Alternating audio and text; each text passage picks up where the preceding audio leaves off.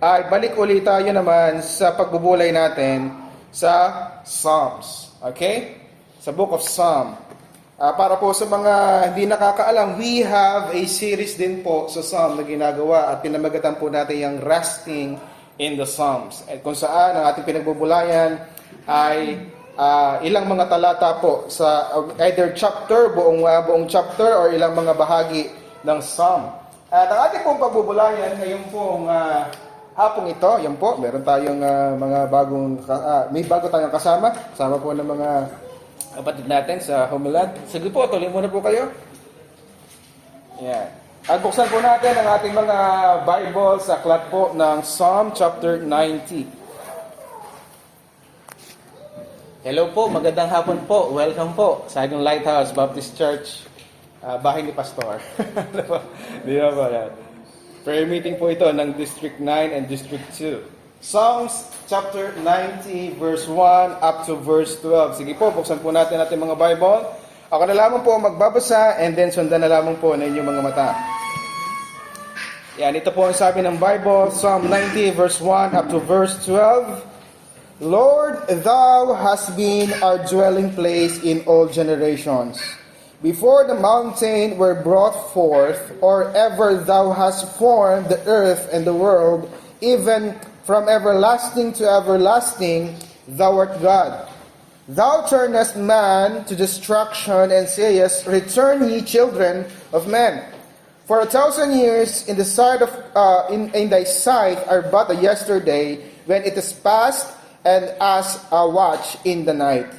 Thou carriest them away as with a flood. They are as asleep. In morning, they are like grass which groweth up. In the morning it flourisheth and groweth up, and in the evening it is cut down and withereth. For we are consumed by thine anger, and by thy wrath we are troubled. Thou hast set our iniquities before thee. Our secret sins are in the light of thy countenance. For all our days are passed away in thy wrath. We spend our years as a tale that is told. The days of our years are 80 years and 10, and by reason of strength they be 80 years. Yet is their strength labor and sorrow, for it is soon cut off, and we fly away. Verse 11, Who knoweth the power of thine anger, even according to thy fear, so thy wrath. And then verse 12, So teach us to number our days, that we may apply our hearts unto wisdom. So salamat po sa Panginoon sa kanyang mga salita. Ang ating pong pag-aaral ngayon sa ating pong Psalm ay pinamugatan ko pong Psalm chapter 90, Learning to Count our days. Let us pray. Our Lord, Heavenly Father, again, we thank you so much for this wonderful afternoon. Salamat po sa biyaya ninyo po ngayon sa amin, na kami nga po sa mga oras na to ay buhay pa at patuloy pong kinakahabagan po ninyo at patuloy na binibigyan ng aming pong mga pangangailangan. At Lord, nawa sa pag-aaral at pagbulay namin ngayon ay yung mga salita, turuan niyo po, Panginoon, kami na pahalagahan ang mga araw na ito. At pag namin itong ma-take for granted, bagkus lagi namin gamitin, lalo na po sa kapurihan at kaluwalhatian mo, Panginoon. Maraming salamat po. Purihin ka. Ito po isabot na lang namin.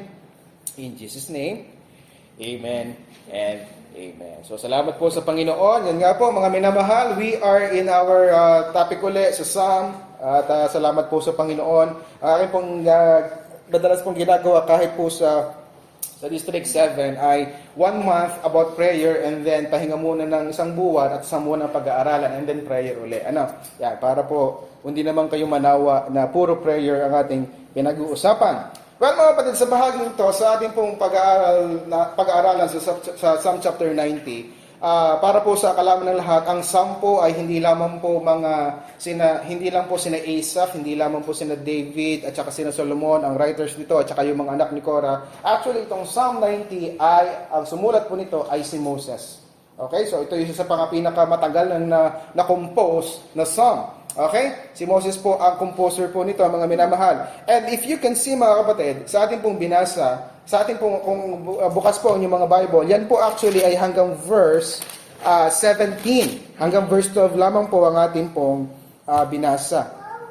Okay? Yan. Pero mga kapatid, kung mapapansin niyo po sa ating talata, so teach us to number our days that we may apply our hearts unto wisdom. Diyan po natin kinuha ang ating pong title. Okay?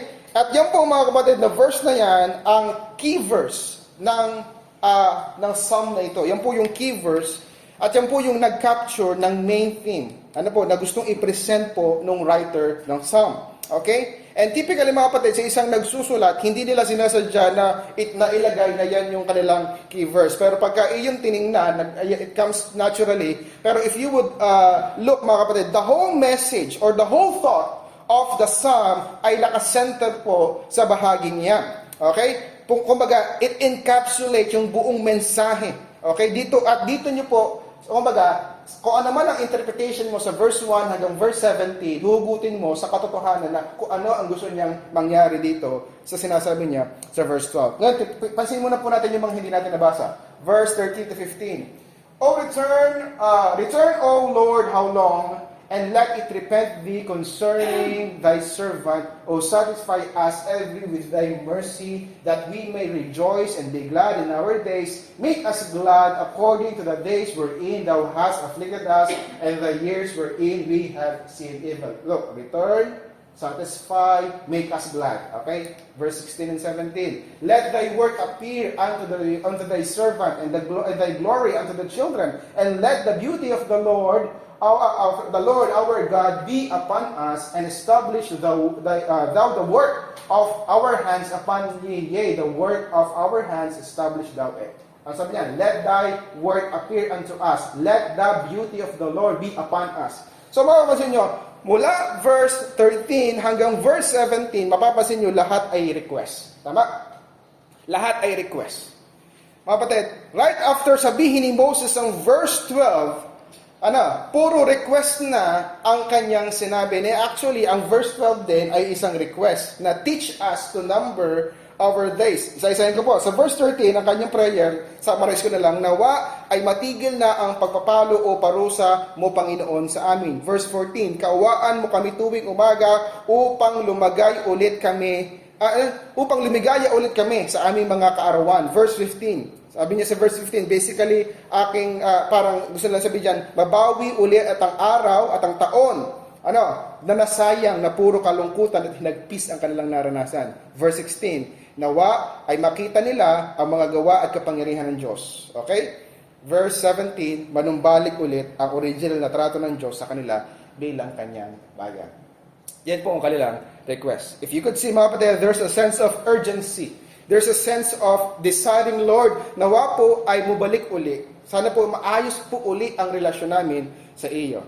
So, let's begin in our lesson this afternoon. Sabi ng verse 1 and 2, Lord, thou hast been our dwelling place in all generations. Before the mountains were brought forth, or ever thou hast formed the earth and the world, even from everlasting to everlasting, thou art God. So mga kapatid, sa bahaging yan, ang gusto kong sabihin, pakita dito, after ng verse 12, kung saan may request or may prayer si Moses sa Panginoon, na turuan mo kami magbilang ng aming kaarawan, after noon, puro request. Bakit? Because there are realizations na nangyari sa mga naunang talata. At ito yung unang realization. Sa verse 1 and 2, anong realization na nakuha ni Moses dyan?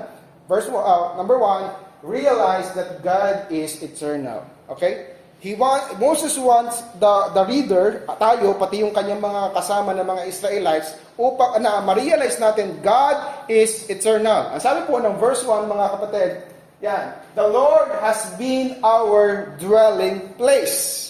Okay? Ang Diyos daw ang kanilang naging kanlungan, ang kanilang naging tirahan, o kanilang naging taguan. Okay? Mga kapatid, this was written during the life of Moses. Tama? Sa mga nakapagbasa na po ng Bible, nasaan po halos, ginugol ni Moses ang kanyang buhay? Anong lugar? Nasa wilderness, tama? Bakit? Kasi sila naglalakbay patungo sa promised land. And for Moses to say that God is their dwelling place, mga kapatid, it makes, ika nga po yung napakagandang panalita noon. Why? Kasi, mga kapatid, this statement, mga minamahal, is very interesting because for many years, wala pong permanenteng tirahan ang mga Israelita. Sila naglalakbay from Egypt to Canaan, na naging Israel nga po, to the promised land. Okay? Lakbay lang sila ng lakbay.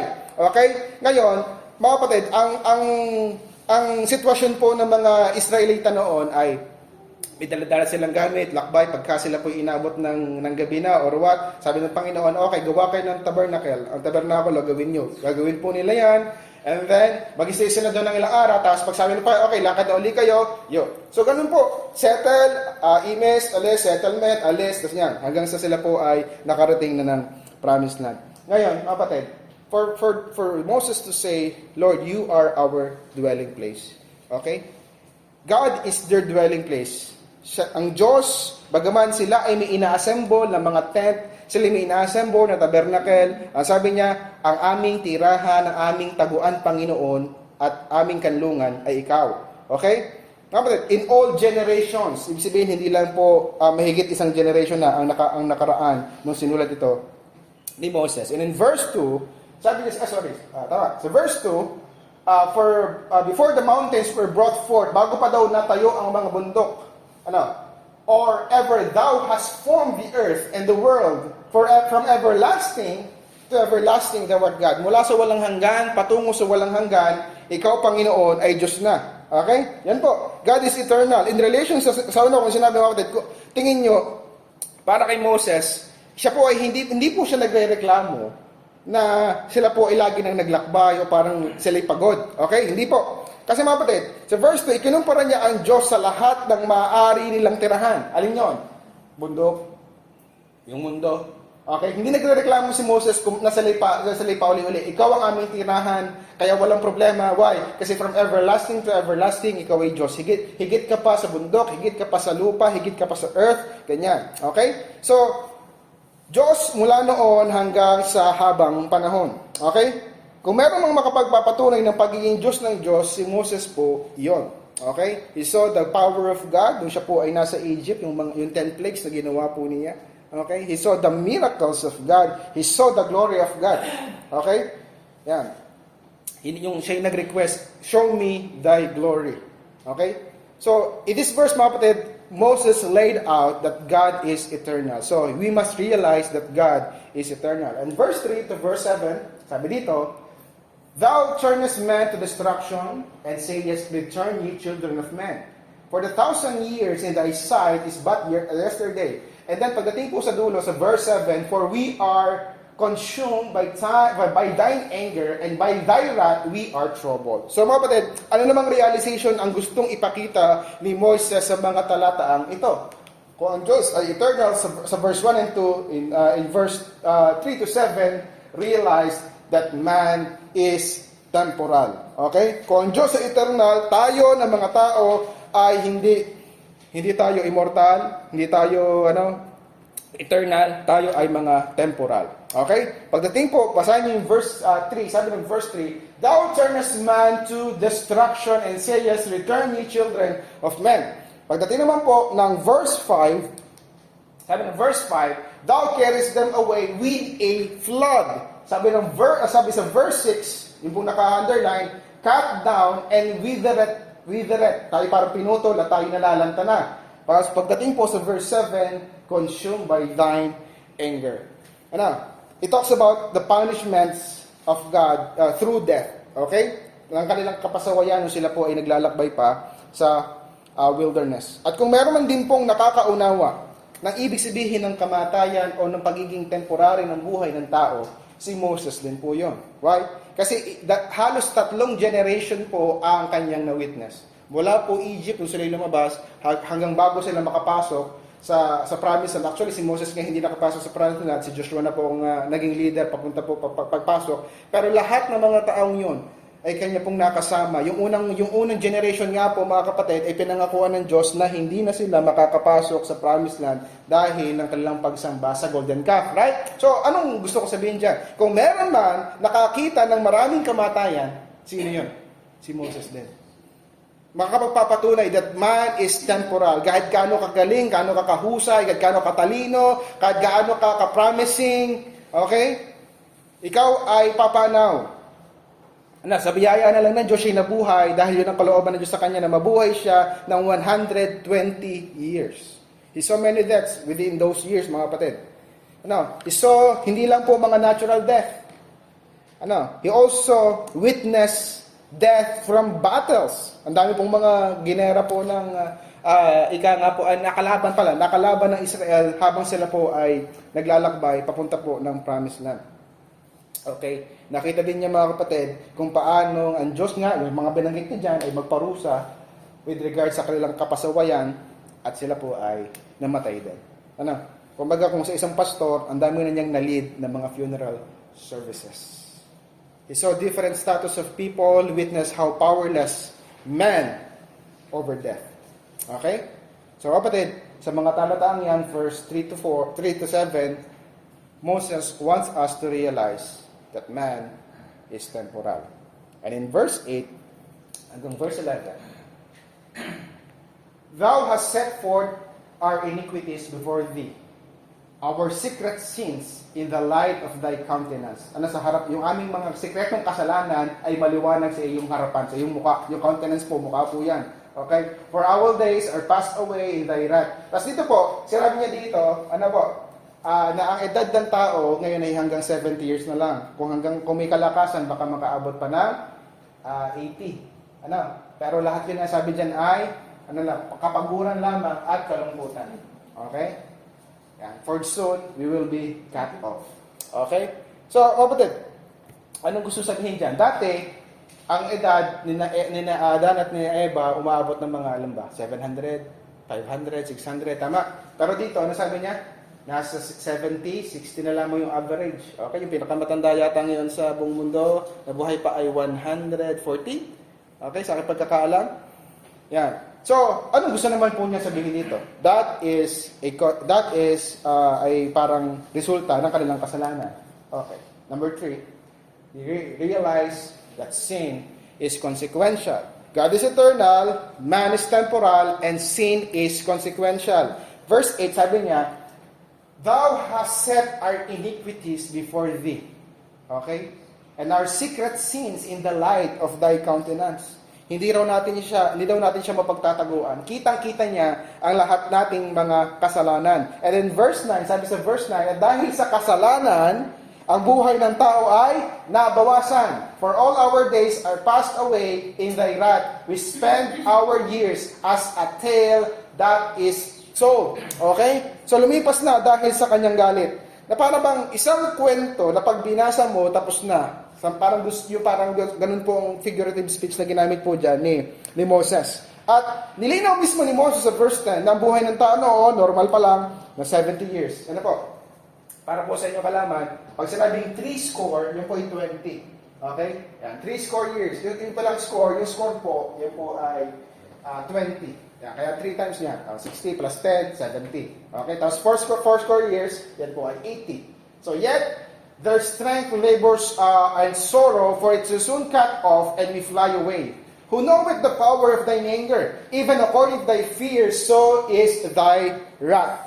Okay? Sabi sa verse 11, sino nakakalam ng kapangyarihan ng iyong galit at ng iyong puot ayon sa katakutan na marapat sa iyo. So, in here mga kapatid, Moses is calling,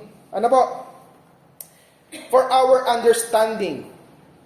At pati ng specifically sa mga Israelitang kausap niya, okay? As if he is saying, mga kapatid, our God is eternal. Siya walang hanggan, siya ang pinakamakapangyarihan, siya lahat, siya ang gumawa ng langit at lupa. And pangalawa, tayo ay mga tao lamang at tayong mamamatay. At alam niyo kung bakit tayo namamatay? Because ng ating mga kasalanan. Verse 11 po yan, Yan. So ngayon, wala bang nakakaunawa ng galit ng Diyos? Sa verse 11, nagtatanong siya, wala bang nakakaunawa ng galit ng Diyos? Ano ang dapat nating maging response if we realize kung ang Diyos ay eternal at tayo ay temporal at kung bakit tayo namamatay dahil ng ating kasalanan, ano dapat ang ating response? At ito ang response ni Moses sa mga katotohanan yan, sa mga realizations na yan. Verse 12, ito yung tanong. The request from the realization, verse 12. Okay? Anong kanyang request? So, So, ibig sabihin, Itong sasabihin niya ito ay may kinalaman sa mga naunang nabanggit. Right? So, teach us to number our days. Okay? Turuan mo kami. Kaya ituro mo sa amin. Okay? Kapatid, mga minamahal, this is a sort of summation ng lahat ng realizations ni Moses. Teach us, Lord. Kung meron manghihinga ng tulong upang magturo sa atin, mga kapatid, dapat ay sa Diyos tayo magpaturo. Okay? Sa Diyos tayo humingi ng tulong. Sa Diyos tayo humingi ng payo. Sa Diyos tayo humingi ng aral dahil hindi kanya ipapahamak. Ngayon, ano ang request ni Moses? Teach us to number our days. Okay? Number our days. Sa Tagalog, ituro mo sa amin ang pagbilang ng aming kaarawan.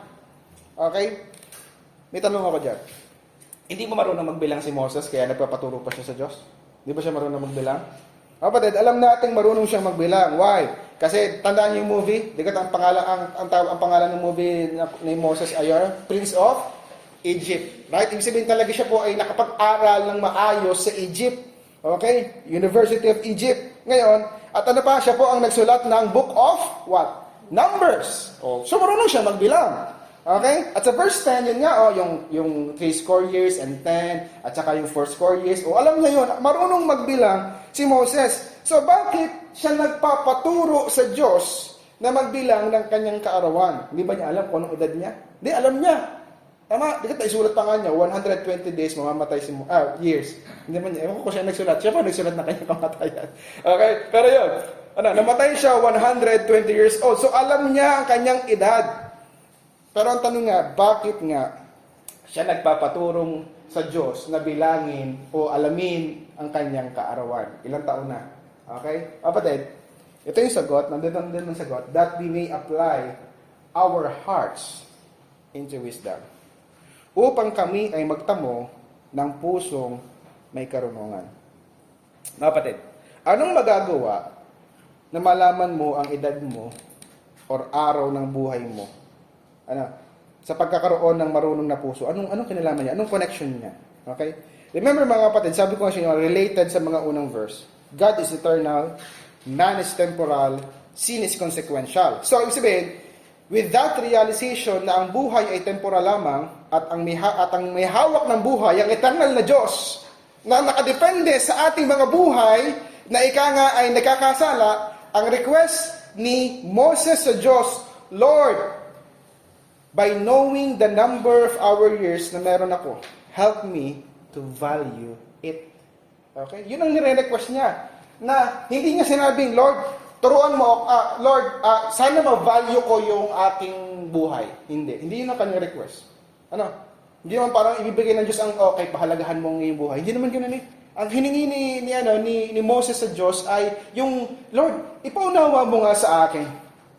Ang halaga ng buhay ko, ang halaga ng bawat araw ko by telling me ilang taon na o ilang panahon na ako iyong kinahahabagan. Sa kabila ng aking maraming pagkukulang, sa kabila ng aming maraming kapasawayan sa disyerto, tandaan niyo yung mga kapasawayan ng mga Israelita, ha? Nung nagsimula yan dun sa Red Sea. Nung may harang, nung may tubig at nandiyan na ang mga kaaway, ano sabi nila? Papatayin lang pala tayo ng Diyos dito. Right? Wala namang palandaan. Pero ang ginawa ng Diyos, pinalampas sila, hinawi ang dagat. Nung nakalampas, okay, bakit si Moses sa bundok, kinausap ng Diyos sa Mount Sinai, binigay yung 10 Commandments, anong ginawa ng mga tao? Ano sinamba? Golden calf. Galit ng Diyos, right? Pagkatapos doon, habang sila naglalakbay, anong sunod na walang makain, nagutom. Papatayin lamang tayo ng Diyos para sa gutom. Manigay ng Diyos, nagpaula ng mana. Okay, naglakbay ulit, nadating na sa Horeb, walang tubig. Ano sabi ng Diyos? Sabi ng mga Israelita, papatayin lamang tayo ng Diyos dito kasi hindi tayo pinaiinom. Anong ginawa ng Diyos? Nagpalabas ng tubig sa bato. Right?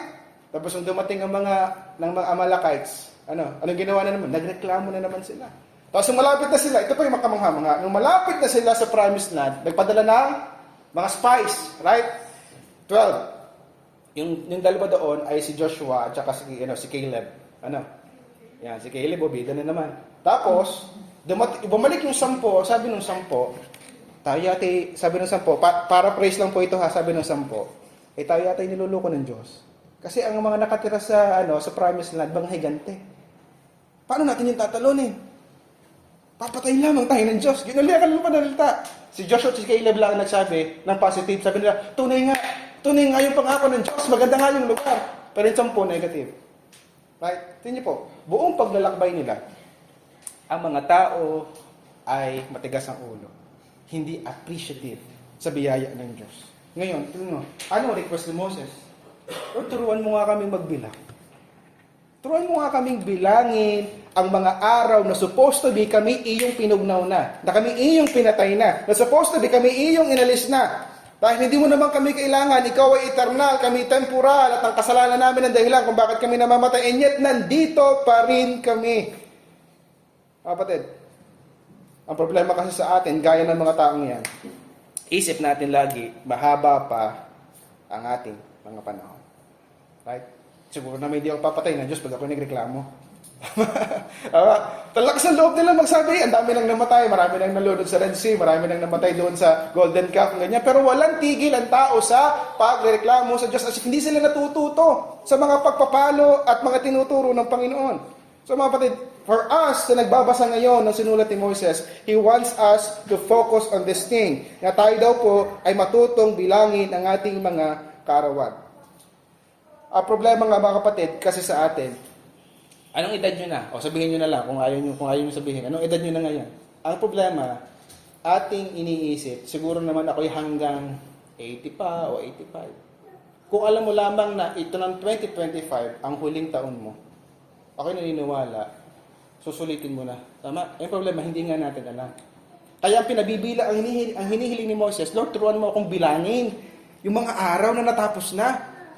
Nasayang ko ba yon o nasulit ko ba yon? Para kung pag ma-realize ko, Panginoon, ang dami mo ng pagtitiis sa akin ngayon, yung hinaharap kong yung mga buhay ko pa sa hinaharap, gamitin ko ang puso ko ng may karunungan. Hindi ko nasayangin ang aking buhay. Kapatid, halimbawa, tumingin ka sa bank account mo, okay? Nung sumilip mo, 1 million dong na lang. Okay? Ay, February 1 pa lang. Naubos mo na yung bakasyon. Ang tanong ko, bukas ba, bigla kang magbo-buffet? Bubuffet ka agad bukas? Di ba hindi? Titiyakin mo na yung iyong gagastusin ay makabuluhan. Hindi mo sasayangin. Ang tawag doon? Wise. With wisdom. Ganun din po sa buhay, no? Number our days that we may apply our hearts to wisdom. Okay? Kaya nga may warning po si Apostle Paul sa Romans chapter 2 verse 4, sabi niya, "O despise thou riches of His goodness and forbearance and long-suffering, not knowing that the goodness of God leadeth thee to what? Repentance." Na ang kabutihan ng Diyos, na parang ito, just imagine, mga kapatid, kung ano ang mga nagawa mo nitong mga nakaraang araw. O ka ba'y naging tapat sa Diyos? Kung ang Diyos na mag-i-evaluate, pasado ba ako? Baka hindi. Okay? And yet, look, binuhay tayo ngayon ng Panginoon. Right? So, ibig sabihin, pag nakita mo ang Diyos ay mabuti, pag nakita mo ang Diyos ay tapat, hindi dapat ang epekto sa puso mo ay i-take for granted yun. Ay, okay lang pala sa Diyos, kahit gano'n ang buhay ko last year, okay na buhay pa rin siguro ngayon gagawin ko uli yun. No. Sabi ni Paul, wag mo daw, in despite na sa Tagalog, huwag mo daw hamakin ang kayamanan ng kanyang kabutihan, kanyang pagtitiis, at pagpapahinuhod. Na hindi mo nalalaman ang kabutihan ng Diyos, ang purpose ng kabutihan ng Diyos ay saan daw? Dalhin ka sa pagsisisi. Huwag i-take for granted ang mga kaarawang pahiram lamang sa atin ng Diyos.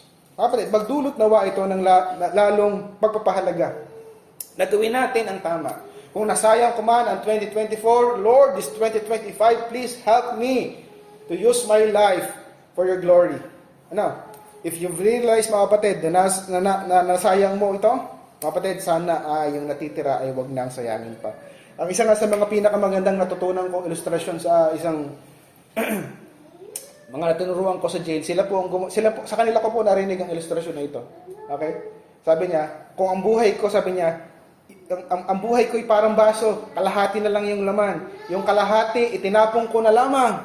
Pag ako'y pinalaya ng Diyos dito, bawat patak, sisiguraduhin ko, ang gagamitin ko para sa Panginoon. Ay, hindi nasasayangin. Hindi natin alam, ilan na kaya ang porsyentong nawawala sa ating buhay. 85, 50%, 25%, we don't know. Kasi hindi natin alam kung kailan tayo papanaw. Right? So, ano ang ating dapat tingnan? Hindi natin alam kung kailan. Ang sabi ni Moses, tingnan, ang aking pareilin ko sa akin, Panginoon, ilang taon na yung awa ng Diyos? Ilang taon na ang pahiram ng Diyos? Upang gamitin ko yung mga natitira pa ng may karunungan. Mapatid, hindi lang na maging number ang ating mga edad. Kundi isang paalala, yan yung taon ng kabutihan ng Diyos sa iyong buhay. Yung mga susunod pa, kung may susunod, gamitin ang mas makabuluhan. Ano po? So that's it mga kapatid. Let us learn to number our days. Salamat po sa Panginoon. Tayo manalangin.